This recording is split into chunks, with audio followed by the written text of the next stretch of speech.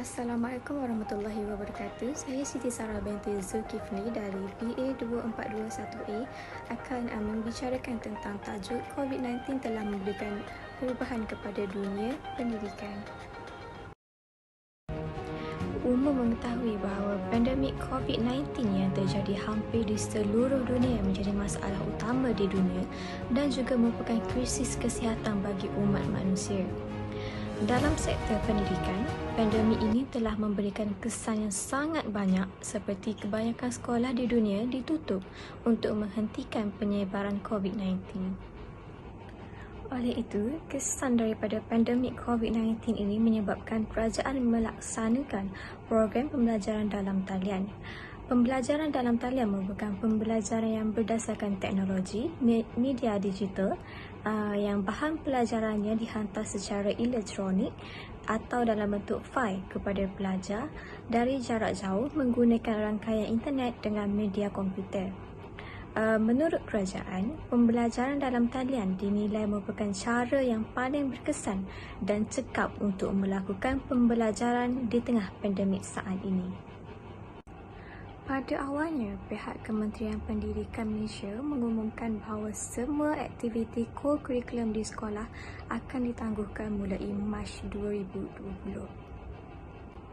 Pada 15 April, Menteri Pendidikan Muhammad Razif Muhammad Jidin mengumumkan bahawa peperiksaan ujian penilaian sekolah rendah iaitu UPSR dan pentaksiran tingkatan 3 PT3 telah dibatalkan bagi 2020 berikutan wabak COVID-19. Beliau juga mengumumkan bahawa semua peperiksaan sekolah utama lain termasuk SPM dan STPM akan ditangguhkan masing-masing ke 2021 dan Ogos 2020. Pada 10 Jun pula, Menteri Pendidikan Muhammad Razif Muhammad Jidin telah mengesahkan bahawa sekolah-sekolah di negara ini akan mula dibuka secara berperingkat mulai 24 Jun dengan keutamaan akan diberikan kepada pelajar yang mengambil peperiksaan awam tempatan dan antarabangsa sahaja. Pada 23 Jun, Kementerian Pendidikan mengumumkan perubahan pada jadual cuti sekolah untuk membantu sekolah merancang pelajaran dengan lebih baik yang terganggu oleh pandemik COVID-19 dan PKP. Cuti pertengahan akan dikurangkan daripada 9 hari kepada 5 hari sahaja. Pada tarikh 1 Julai pula, Menteri Pendidikan telah mengumumkan bahawa sekolah untuk pelajar lain akan dibuka semula dalam 2 peringkat mulai 15 Julai. Pelajar tingkatan 1 hingga 4, murid tahun 5 dan 6, pelajar kelas peralihan dan pelajar tingkatan 6 semester 1 akan kembali pada 15 Julai. Manakala murid sekolah rendah tahun 1 hingga tahun 4 akan kembali ke sekolah pada 22 Julai. Beliau juga telah mengesahkan bahawa tahun akademik 2021 akan diputuskan pada waktu kemudian. Terdapat pula pengumuman mengejut Kementerian Pelajaran Tinggi pada Oktober.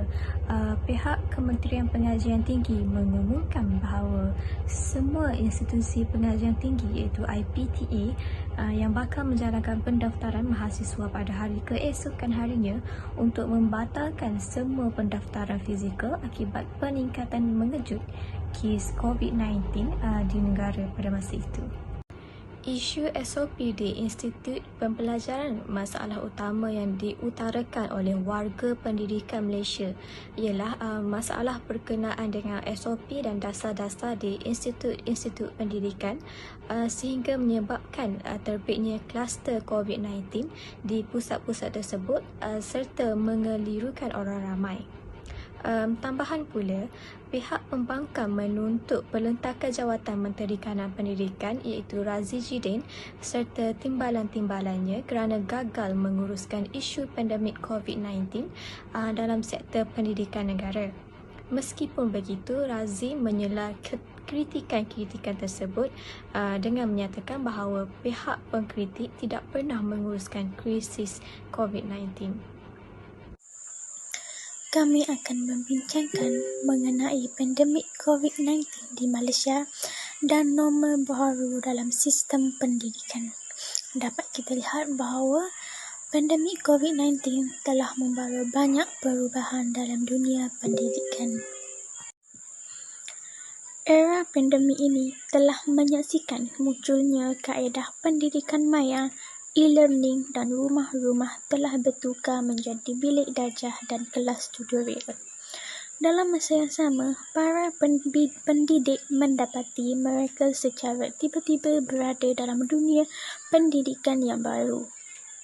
Era pandemik ini juga telah mencetuskan senario kebergantungan sistem pendidikan kepada gadget dan media sosial. Kekangan sistem jaringan internet, kemudahan dan minat pelajar telah mencetuskan sindrom lost generation kepada mereka yang banyak ketinggalan dalam pelajaran kerana tidak bersekolah selama setahun dan lebih. Oleh hal yang demikian, perubahan dalam dunia pendidikan akibat COVID-19 ini telah membawa kepada kebaikan dan juga keburukan dalam sistem pendidikan, malah terdapat juga cabaran terhadap para pendidik dan juga pelajar. Dan oleh hal yang demikian, pelbagai usaha telah dijalankan untuk mengatasi masalah yang telah timbul akibat pandemik COVID-19 dalam dunia pendidikan. Terdapat beberapa kelebihan belajar secara online yang saya boleh ulaskan. Yang pertama, dapat menjimatkan wang. Yang kedua, fleksibel dari segi masa dan tempat. Yang ketiga, dapat mengatur jadual dengan lebih baik. Dan yang keempat, bahan pembelajaran. Kelebihan belajar secara online, yang pertama dapat menjimatkan wang, iaitu pembelajaran secara online ini membolehkan pelajar untuk menjimatkan wang. Kebanyakan pelajar banyak menghabiskan wang untuk membayar tambang bas, untuk pergi ke sekolah atau universiti. Wang untuk makan juga harus diambil kira. Jadi jika pembelajaran secara online ni dijalankan, secara tidak langsung pelajar hanya perlu duduk di rumah, membuka laptop dan boleh melakukan pembelajaran secara maya. Okey, kelebihan yang kedua ialah fleksibel dari segi masa dan tempat. Jika pelajar belajar secara online, pelajar dapat mengatur sendiri masa belajar mereka. Pengaturan dari segi masa dan tempat adalah sangat fleksibel jika anda belajar secara online. Pelajar juga boleh memilih tempat yang mereka selesa dan boleh menjalankan pembelajaran dengan lebih baik, sama ada di rumah sendiri ataupun di kafe-kafe yang berdekatan. Yang ketiga pula ialah dapat mengatur jadual dengan lebih baik. Pengajar selalunya akan memberikan masa atau waktu untuk setiap kelas yang akan dilakukan. Dengan adanya jadual kelas dari pengajar, pelajar dapat mengatur sendiri jadual mereka dengan lebih mudah. Memandangkan pelajar juga ada hal yang perlu dilakukan di rumah, mereka boleh menyusun sedia masa mereka untuk belajar dan uruskan rumah. Dan yang keempat pula ialah bahan pembelajaran. Seorang pelajar sememangnya memerlukan banyak buku untuk setiap subjek atau kos. Namun, belajar secara online dapat mengurangkan penggunaan buku. Hal ini kerana pengajar akan memberikan nota dalam bentuk PDF atau nota online yang boleh dirujuk. Selain dapat mengurangkan penggunaan kertas, pelajar dapat kurangkan kos dari segi pembelian buku pelajar yang agak mahal. Saya juga telah mengenal pasti kekurangan belajar secara online. Yang pertama, hilang fokus. Yang kedua, sukar difahami. Yang ketiga, data internet. Dan yang keempat, mudah terganggu. Kekurangan belajar secara online yang pertama ialah hilang fokus. Memandangkan pembelajaran secara online ni bebas tanpa guru di hadapan seperti di kelas, sangat mudah untuk pelajar ni hilang fokus. Mungkin dalam 15 atau 30 minit pembelajaran, pelajar masih boleh fokus. Namun jika berterusan, sesetengah pelajar akan mula berasa bosan dan mereka tidak dapat mengikut rentak pembelajaran dengan baik. Oleh itu, pada pandangan saya, pengajar perlu mengambil kira hal ini kerana bagi mengelakkan pelajar rasa bosan dan hilang fokus ketika sesi pengajaran dan pembelajaran berlaku. Yang kedua ialah sukar untuk difahami. Sesetengah pelajar ni lebih suka belajar di sekolah atau universiti mereka kerana mereka ni dapat memahami subjek tersebut dengan lebih baik. Belajar secara online ni akan melambatkan pemahaman, lebih-lebih lagi jika pengajar tidak memberikan contoh dan penerangan yang baik. Hal ini akan menyulitkan para pelajar untuk lebih faham apa yang tenaga pengajar ajar. Oleh itu, pengajar perlu lebih bersedia dengan bahan-bahan pembelajaran yang lengkap agar dapat membantu pelajar ni lebih faham. Yang ketiga ialah data internet. Tidak dapat dinafikan bahawa pelajar secara online ni akan memakan data internet yang sangat banyak. Pelajar perlu berbelanja banyak untuk membeli data internet yang kuat supaya pembelajaran dapat dijalankan tanpa gangguan internet. Banyak juga pelajar tidak dapat mengikuti kelas online kerana ketiadaan data internet yang kuat. Pelajar perlu memilih pakej internet yang sesuai untuk melancarkan proses pembelajaran. Yang keempat, mudah terganggu. Belajar secara online ni akan membuatkan pelajar ni mudah terganggu dengan benda lain. Sebagai contoh, diganggu dengan mesej WhatsApp, tertarik dengan media sosial dan mungkin juga diganggu dengan suasana yang bising di dalam rumah.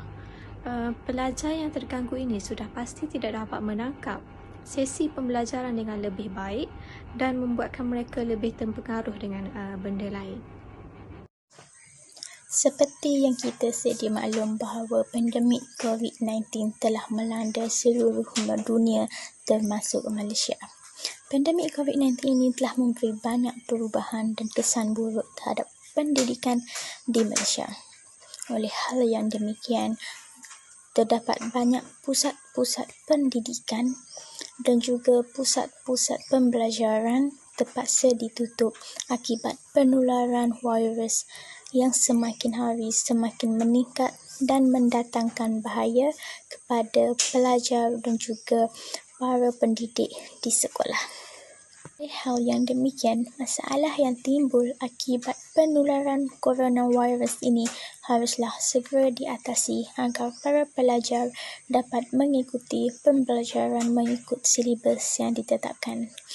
Pihak-pihak yang bertanggungjawab dan berkenaan hendaklah mengambil langkah yang wajar dan strategik bagi mengatasi masalah ini dengan segera.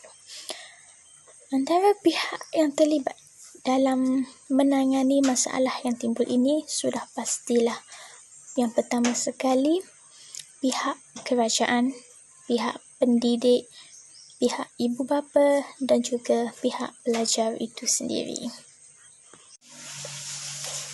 Pihak kerajaan telah memikirkan cara yang strategik bagi mengatasi masalah yang timbul akibat penularan COVID-19 ini dalam dunia pendidikan.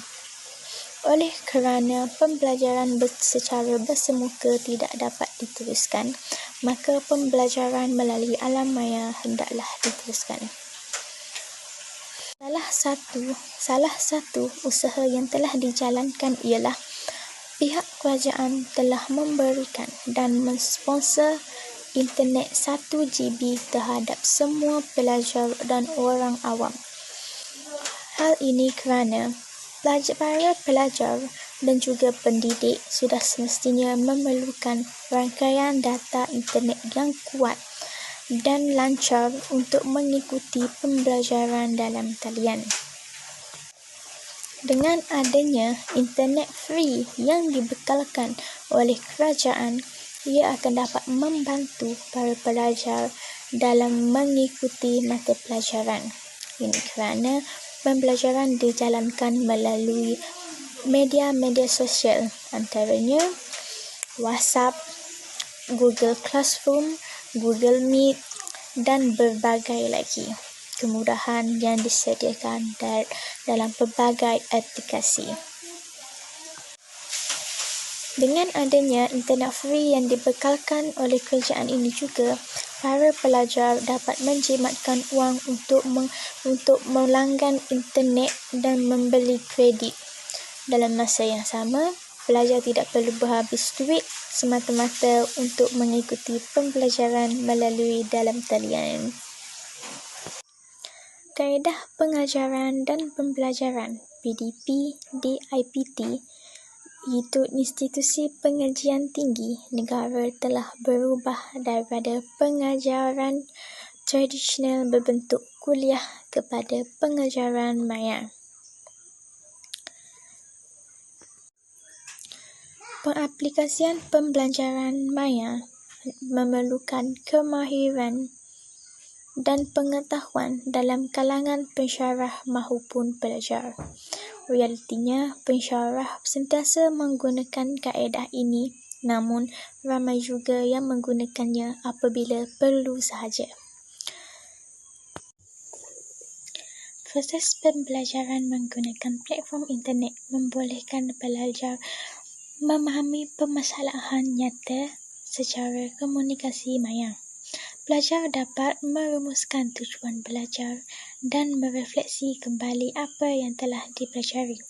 Oleh kerana pembelajaran dalam talian dapat dilakukan pada bila-bila masa oleh pensyarah dan juga pelajar, maka setiap tugasan yang diberikan akan diberikan waktu yang tertentu untuk menyiapkannya.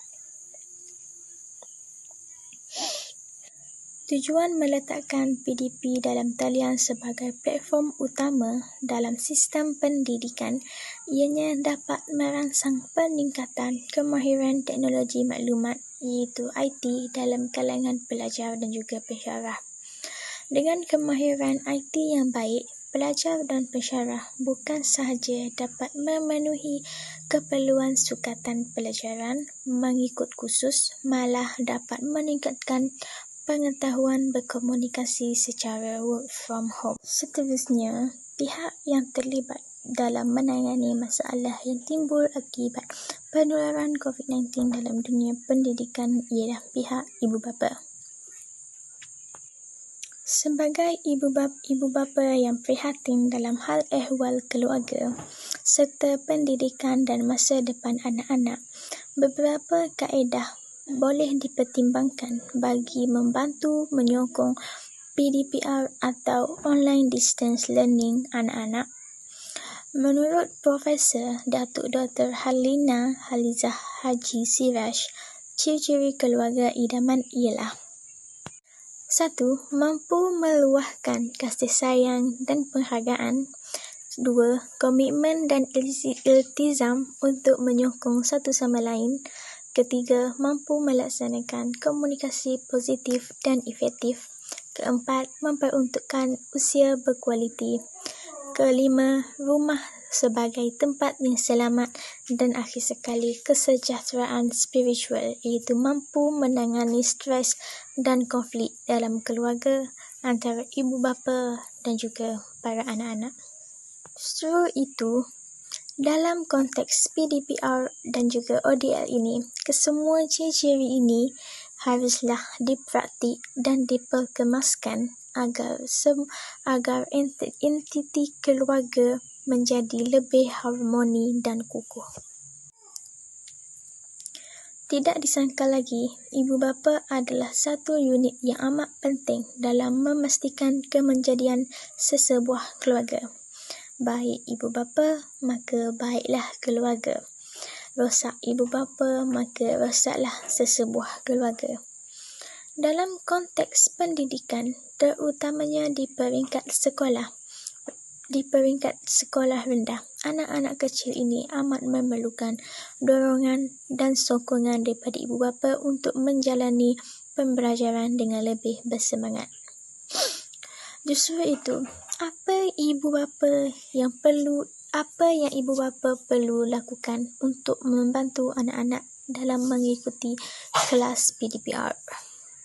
Cara pertama yang ibu bapa perlu tekankan dalam membantu anak-anak menjalani aktiviti PDPR ialah ibu bapa hendaklah belajar mengenai aspek teknikal dalam PDPR.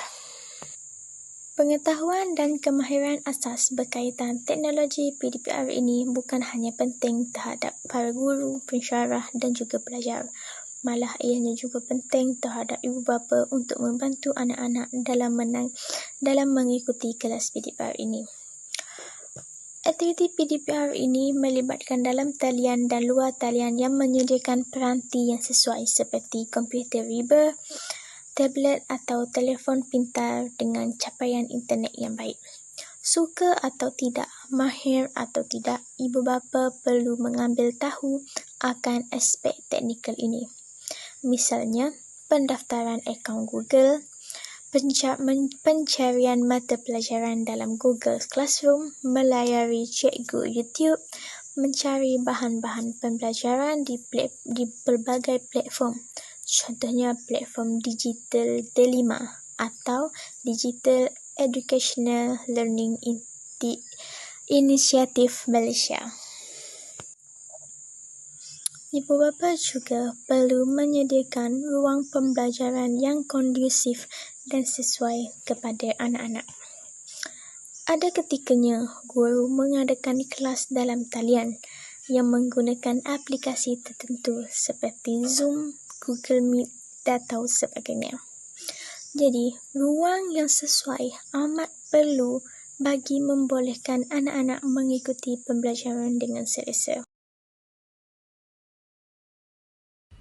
Cabaran. Antara cabaran yang perlu dihadapi dalam dunia pendidikan pada fasa COVID-19 ialah: pertama, kehadiran pelajar merosot.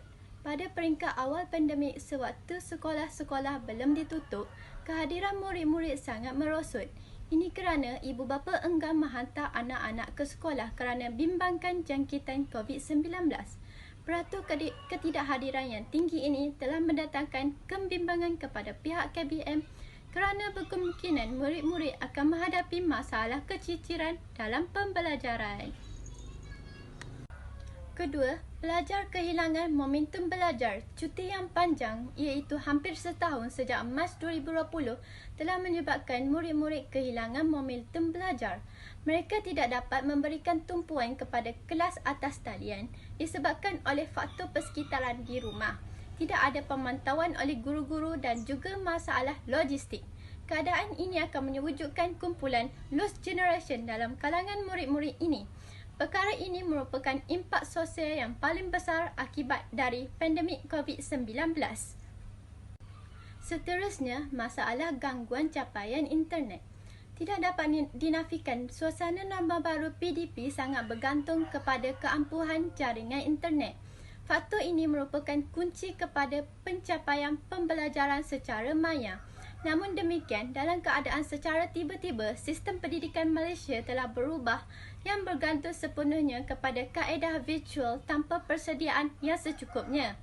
Oleh yang demikian, masalah gangguan capaian internet telah berlaku di kebanyakan kawasan terutamanya di bahagian pedalaman. Selain itu, masalah kelajuan internet di kawasan kediaman masing-masing terutama mereka yang tinggal di luar bandar. Ada yang terpaksa pergi ke restoran yang mempunyai internet untuk mendapatkan capaian internet untuk PDP. Malah, ada juga masalah bagi pelajar yang mempunyai internet di rumah tetapi mempunyai kekangan kerana dalam satu rumah mempunyai adik-beradik yang menggunakan data yang sama. Jadi, kelajuan data dalam sebuah rumah agak perlahan memandangkan semuanya sedang belajar dalam talian. Jadi, kemungkinan besar kelajuan untuk mendapatkan PDP secara digital tidak dapat dicapai dengan baik. Selain itu, kewujudan jurang sosial. Pembelajaran dalam norma baru telah mewujudkan jurang digital yang sangat ketara di Malaysia apabila ramai ibu bapa tidak mampu menyediakan gadget tersebut, terutamanya bagi mereka yang berpendapatan rendah dan mempunyai jumlah anak yang ramai yang masih bersekolah.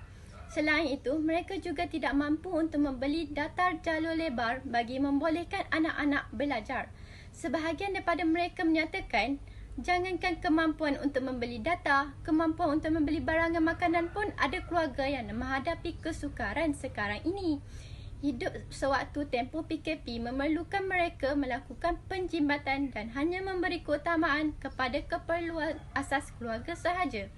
Disebabkan langkah penjimbatan itu, banyak benda yang terpaksa dikorbankan. Ini termasuk langganan produk jalur lebar. Yang terakhir, Pandemik COVID-19 telah mendatangkan tekanan emosi kepada semua peringkat masyarakat. Sepanjang tempoh pandemik, sembilangan pelajar menghadapi masalah kewangan kerana ibu atau bapa mereka telah diberhentikan kerja. Sehubungan dengan itu, mereka mengambil keputusan untuk berhenti belajar dan mencari pekerjaan bagi membantu keluarga. Selain itu, terdapat para pelajar yang tidak dapat menyesuaikan diri dengan kaedah pembelajaran secara maya. Selain para pelajar, guru-guru dan pensyarah juga mengalami tekanan emosi disebabkan oleh mereka tidak mempunyai persediaan mental dan fizikal dalam menghadapi norma baru ini. Sebahagian besar daripada kumpulan ini yang telah berusia tidak mempunyai kemahiran dalam teknologi maklumat kerana mereka telah begitu lama menggunakan kaedah pengajaran secara konvensional. Tuntutan semasa yang memerlukan mereka menggunakan platform dan aplikasi sosial media menjadi penyumbang kepada kemerosotan minat mereka untuk mengendalikan PDP dalam norma baru ini. Kesimpulannya, pandemik COVID-19 telah mengubah kehidupan masyarakat secara total. Perubahan keseluruhan sistem ekonomi dan sosial telah mencetuskan fenomena yang tidak pernah dijangkakan dan membentuk satu norma baru. Dalam aspek pendidikan, COVID-19 secara radikal telah mengubah arus perdana sistem pendidikan Malaysia daripada berbentuk konvensional kepada kaedah atas talian. Ia juga telah mengubah lanskap sistem pendidikan yang berteraskan sekolah dan bilik darjah kepada pembelajaran di rumah. Norma baru dalam sistem pendidikan memperlihatkan keupayaan generasi muda iaitu murid dan para pelajar lebih menguasai teknologi maklumat dan aplikasi-aplikasi sosial media dalam pembelajaran. Dalam masa yang sama, senario ini telah mencetuskan jurang digital bukan sahaja di antara golongan yang berkemampuan dan kurang mampu, juga antara generasi muda dengan generasi yang lebih tua. Dengan kata lain, pandemik COVID-19 telah mencetuskan revolusi pendidikan di Malaysia. Pandemik COVID-19 juga telah menjadi sinergi terhadap usaha-usaha untuk mewujudkan masyarakat digital di negara ini.